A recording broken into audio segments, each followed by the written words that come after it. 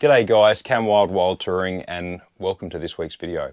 So last week's episode you would have seen Tiff talking about storage and organisational hacks for caravan life. This week I'm running the show again, sorry about that, and I'm going to be talking about our off-road caravan DIY mods and must-haves. This stuff's pretty specific to our needs, taking account of our experiences in the past with caravans and camper trailers, the places we want to go, and the caravan that we've got. But I'm sure there's something in this video for everybody, so hopefully you can take something away from this. Most of these mods are things that I've DIY installed myself, with a couple of exceptions, and I'll explain that as we go. All these products I will put links to in the description below. Some of them I am working with the companies and I have discount codes for. Others I don't, it's just good gear and I wanted it, so we purchased it and fit it. Anyway, let's get cracking. Right, next thing I want to chat to you about is the diesel heater. So we've had a couple of diesel heaters in vans and camper trailers before, so we knew that we definitely wanted one in the caravan. They're really cheap if you buy one like I did, just a cheap eBay jobby, couple of $100. Fairly easy to install, use bugger all diesel while they're running, they're really efficient, and they just work really well. They'll heat this space up with no dramas. There is heaps of videos online of people installing these things, so I'm not going to bother running through the install process itself. So I've installed it underneath the couch here.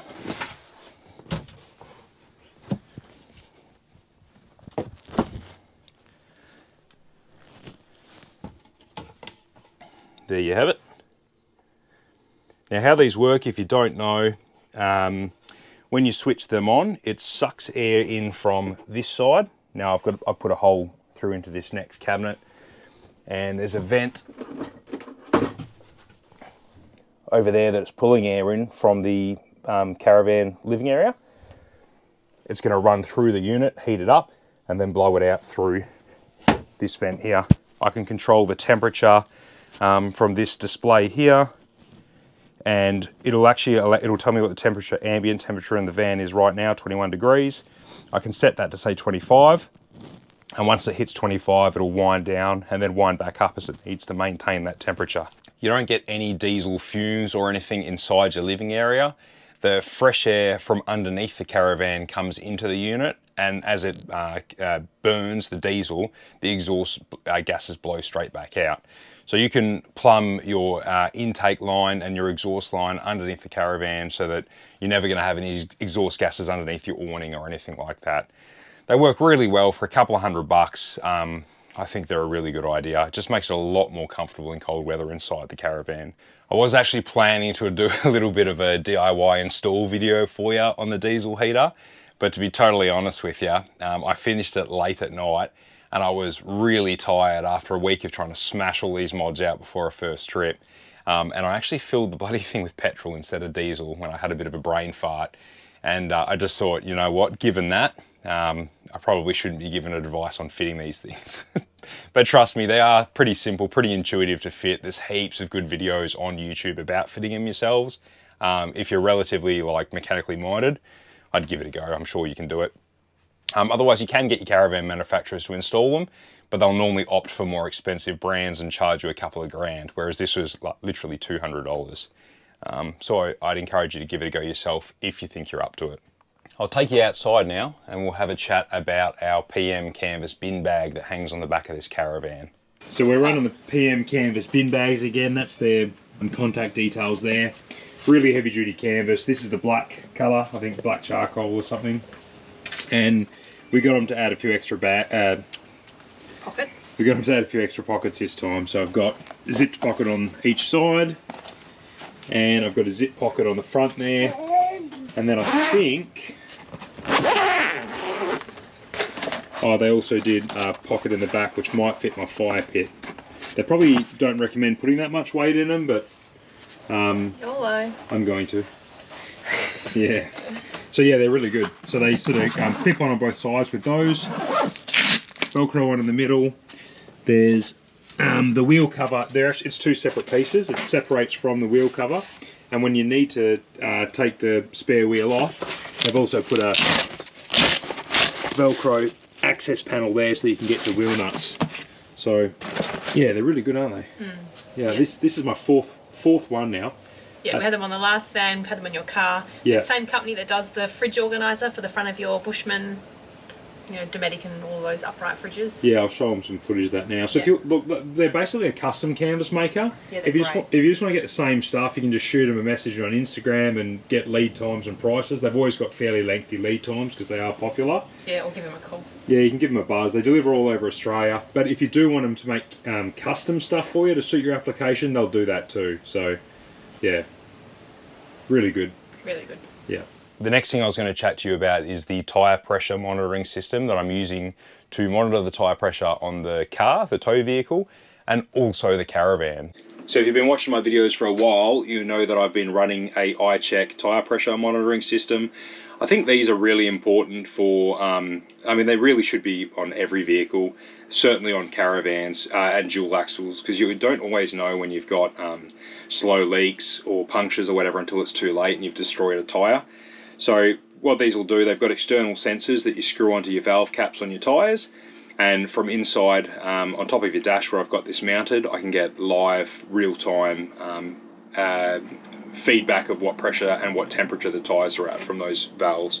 So this is all totally wireless. It's got a solar panel on top, sits on top of my dash with a little bit of Velcro on the dash mat, keeps itself topped up, and it'll give me readouts from all the 4 tyres on the caravan and on the car, and even the spare on the caravan and the car. This unit will do 10 tyres. So it toggles between the car and the caravan on the screen there. The other feature that I really like about the iCheck TPMS is that I do a lot of full driving, obviously, and when I let my tyres down, these normally go mad at you and they tell you you've got flat tyres. They beep at you because that's what they're designed to do. This has an off-road mode setting, so if I tap that top button 5 times, it goes into off-road mode, and you can adjust the threshold that you set the alarm at for temperature and also for pressure. So obviously I set the pressures a lot lower for off-road mode and higher for on-road mode. So definitely worth having a look at. That's a really good unit. That's the best one I've used so far. I really like that. iCheck's doing some really good gear. If you've got a long caravan like mine, you will need to pick up their range extender as well and wire that in. Not hard to do, just needs a power feed somewhere at the back of your vehicle. And that helps you pick up these tyres, because there's obviously quite a long range between the back tyres and the caravan and the dash where I've got this mounted. But yeah, that's really good gear. iCheck are also doing some deflators now. Now I've only just picked these up. I haven't actually used them yet. But they look the part, definitely. They're a screw-on automatic deflator. You can set the pressures on there manually. So I might buy another set of these and have one set for gravel and one set for sand. But yeah, haven't used these yet, but they look really good. I'll be having a play with them for the next couple of months, and I'll let you know how they go. But they're certainly priced right. They're about $79, which is a really good price for those compared to what else is on the market. So I'm going to have a play with them for a while. So yeah, that's iCheck. Now I'm going to install a baby monitor into Brodie's bunk. So a couple of considerations for a baby monitor for the van. First of all, I really like that this one has there's a battery in the monitor, so we can take the monitor away from the caravan, sit around the campfire fairly close, and we'll be able to monitor him from there. This one's high def and it's got quite a nice big monitor. The only problem was that this one was 240 volt plug-in. So what I've done is I've just done a quick run down to JCar, and you can actually get USB to DC leads from them. It comes with different plugs to suit you. So I found one that fit perfectly, and it's the right voltage anyway. These run off 5 volt 1.5 amp.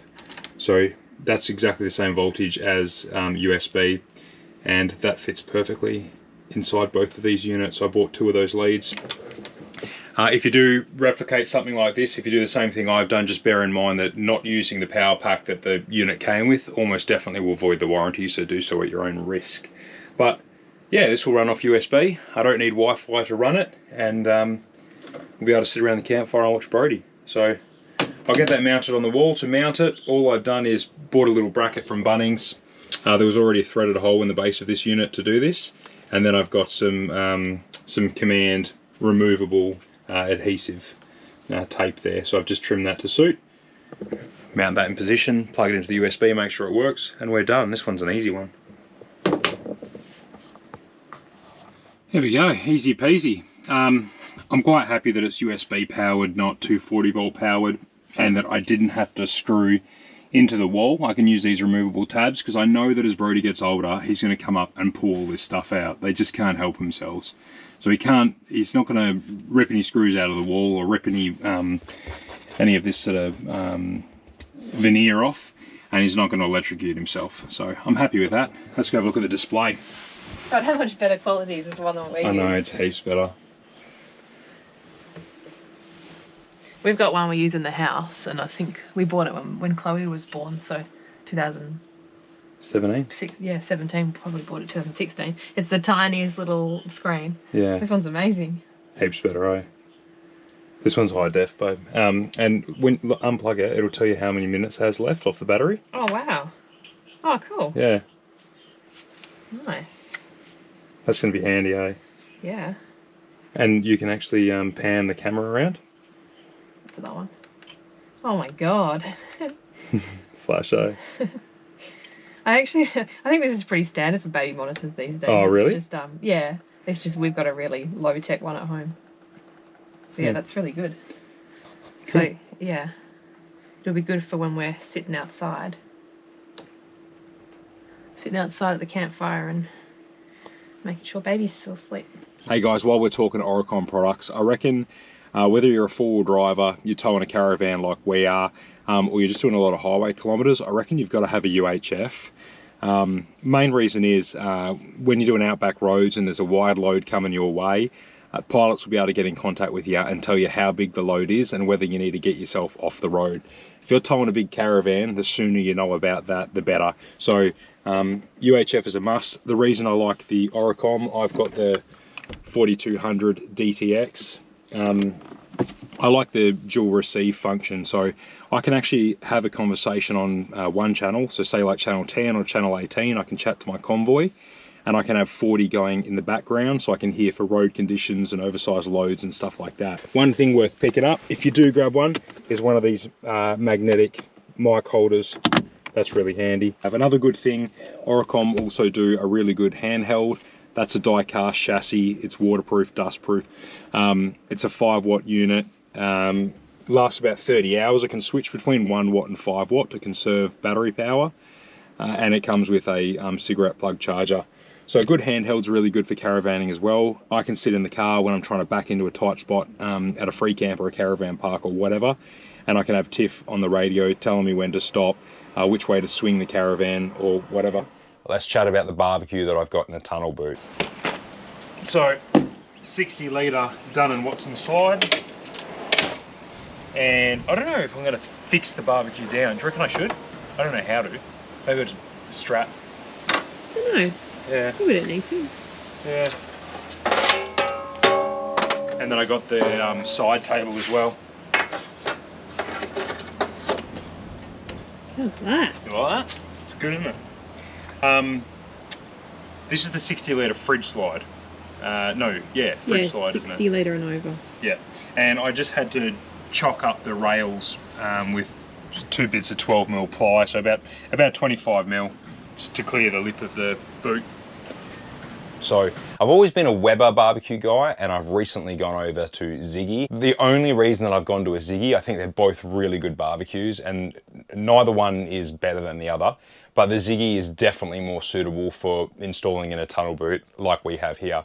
Because what you can do is you can flip the lid of the Ziggy the entire way over, and it makes the overall height of the unit much smaller, so you can slide it back into the tunnel boot. That was just not possible to do with the Weber. It must have been our caravan shakedown trip that we filmed and put on YouTube, where we mentioned that we were having some issues with the accuracy of the water tank monitors on this caravan. So on that shakedown trip, we weren't able to accurately establish how much water we were using or how much water we had left, which we knew was going to be really problematic once we started doing extended off-grid camping trips, because you don't want to run out of water short of the duration that you're staying out in the bush or wherever you camped up. So quite a few people suggested that we look at the Topargee water monitoring system. So I did a little bit of research, took some advice, and purchased one of these Topargee water tank monitors. So this is a really good bit of kit. It is a DIY install. Very simple, no wiring. I got a Bluetooth unit that has a battery pack on board, so it lasts a very long time, and it just Bluetooth straight to an app on your phone, so you don't have to cut into your cabinetry, install a monitor or anything like that. I think I'll do a separate video this week, probably put it out on Wednesday this week, on a bit more information about this system, because it deserves its own video to show you exactly how to install it, how it works, and how the app works. It's a really good bit of kit. But anyway, basically now I can open my phone, open the app, and it'll show me how much water I've got left. So you can see there I've got 160 litres, and this is accurate. This is, I'll show you in the other video, but I've been able to calibrate exactly how much water I have. So I've got 190 litres on board, water tanks, but I've only got 160 litres usable. And I was able to establish that with this app. Let's go back outside for a second and I'll show you a washing line that we've installed. Can't take credit for this. This was definitely something that I drew inspiration from Trip in a Van's video, which I'll put a link in the description below. Trip in a Van installed a CARAVAN line on their awning, like many other people have before, but they did a really good video showing how to do it.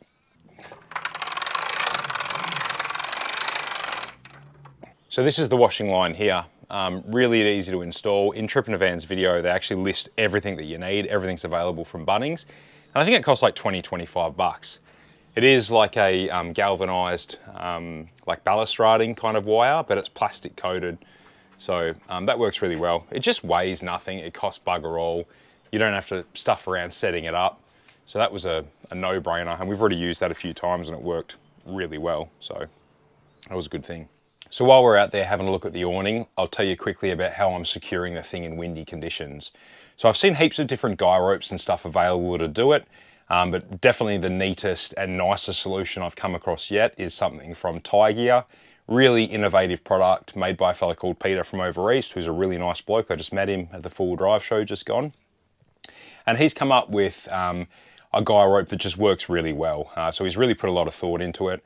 It's 4 meters long, it's rated to 320 kilos. It's got a really simple non-slip tensioner that I have not seen before that works awesome.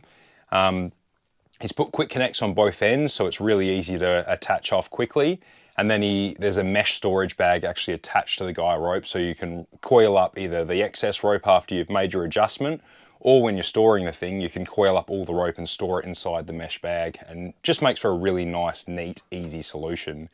To fix it to the awning, I'm using his soft springs, the larger one that he sells, and that fits perfectly around the awning barrel. So I've used that on a couple of trips now and really happy with that. I need to buy some more of them because I'm also going to use it for the car awning. It just works really well, so I like that. Last thing I was going to chat about is the dust reduction system we went with in this van. So when we purchased the Willow, the only option for a dust reduction system was the Dometic DRS, which is a passive dust reduction system. Essentially, it's a big air ram on top of your roof. As you're driving, air rushes through it and it positively pressurizes the living area so that dust can't enter into the van through cracks and stuff like that. Now, from what I hear, that system works pretty well, but I wanted a powered unit. You can also get units like we went with, like the Carafan Sahara, which is essentially just a really big fan that forces air in. So even when you're doing low speeds and stuff like that, that'll force air in, pressurize this living area and sort of blow air out all the little cracks and crevices so dust can't work its way in. So that's what we've done. I've got the Carafan Sahara. I couldn't get it through Willow, so I've done it aftermarket. I wasn't too keen on cutting the big penetration in the roof myself. So I got DJM in Kelmscott to fit the thing. And they've done a fantastic job, and I'll definitely be going back to them for any sort of caravan repairs or other modifications, because they were brilliant and their work was really neat. So here we go, you just flick the switch on.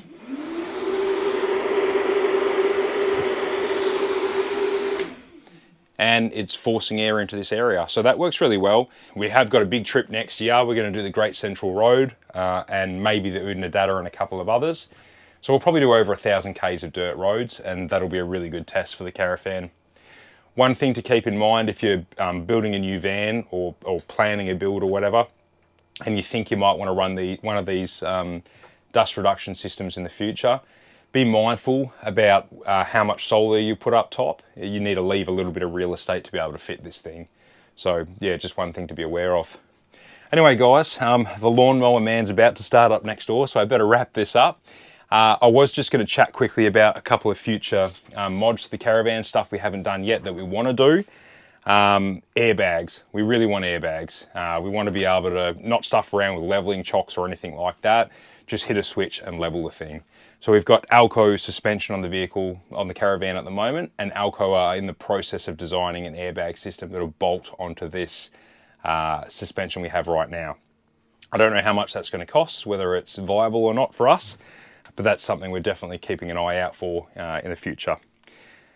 The other thing I'm probably going to change is the tyres. I got 15-inch rims and the smaller tyre package on this Caravan. I don't know why. I probably should have got the bigger ones because the Caravan's very long and it sits really low. So I wouldn't mind putting a bigger set of wheels on it. Plus the tyres that they supplied this Caravan with are Good Rides, which are a Chinese tyre. The same ones that came on my MDC Forbes, which actually went okay. But I do remember they were quite difficult to balance. And yeah, so I'll probably go for a better quality tyre.